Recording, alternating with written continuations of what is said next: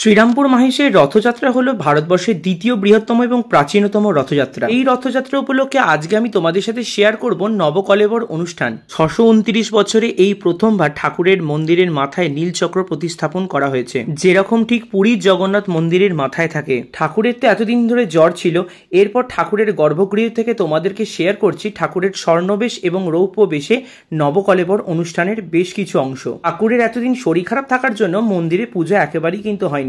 সব মিলিয়ে 4খানা নীলচক্র প্রতিস্থাপন করা হয়েছে। নবকলেবর অনুষ্ঠানের দুদিন পরেই রথ, আর সেই জন্য একেবারে প্রস্তুতি বিশাল রকমের তুঙ্গে। প্রায় 1 কিলোমিটার এই রকম লোহার রথে করে ঠাকুর চেপে মাসির বাড়ি যায়।